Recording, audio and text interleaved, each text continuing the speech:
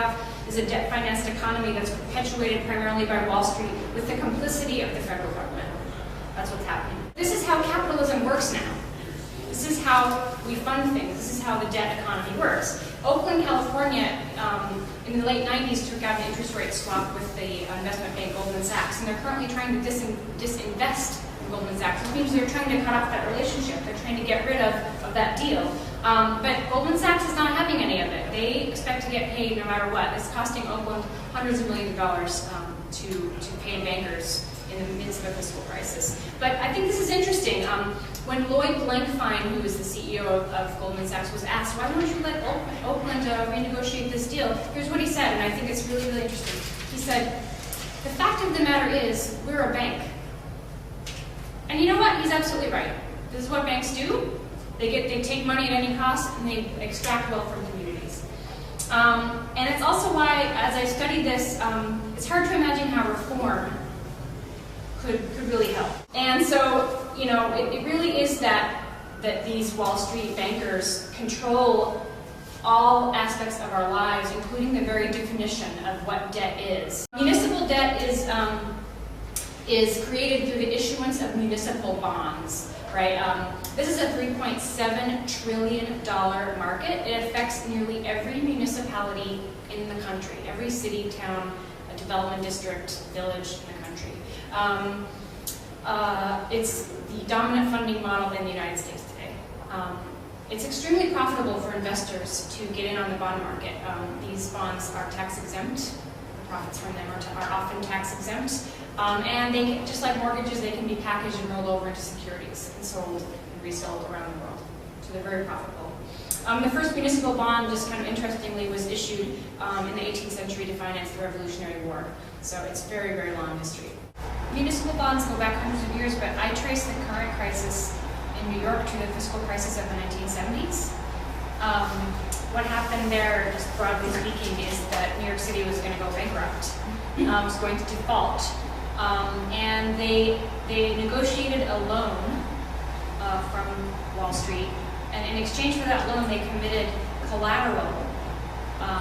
They committed the public pension retirement accounts of public workers as collateral. So to me, this inaugurated this era where we think it's cool and it's okay and it's actually a good idea to provide public benefits as collateral for Wall Street loans. To me, in New York, that was the beginning of the privatization. It was 1975. Looking at history, also, I think it's related to gentrification and to the making of New York as this center of capital. So there are different kinds of bonds. There are general bonds and there are things called revenue bonds, and they're paid for in different ways.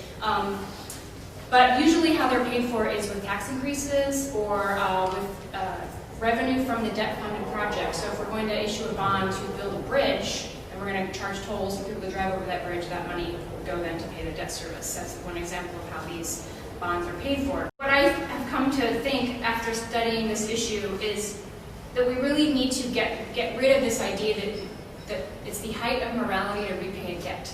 Some debts are odious and must not be paid, and we need to get rid of the morality that's associated with debt and begin to think about debt in a new way, because Wall Street doesn't think of debt that way. Their debt is not debt, and their debt doesn't have a kind of moral claim like ours does. In Birmingham, Alabama, one activist said this, and I think that it really kind of sums up how I've begun to feel about this issue. She's talking about the municipal debt issue to pay for the sewer that was never completed. She said, the debt shouldn't ever have been issued, and therefore it shouldn't exist.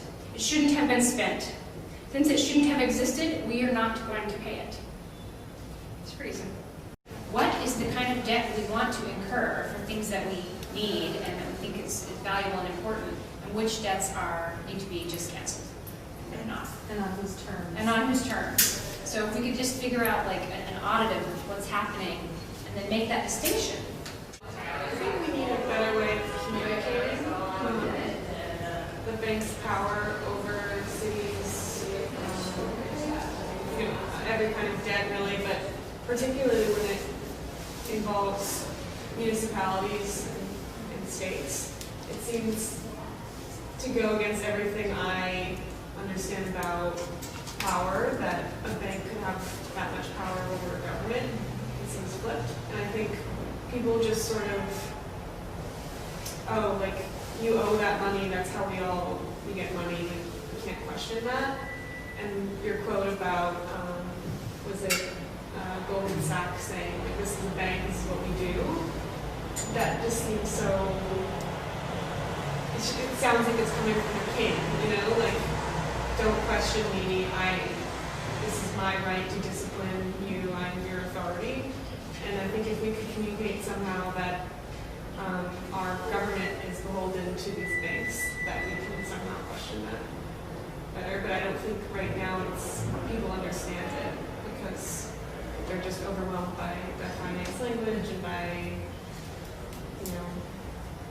just that's the way it is.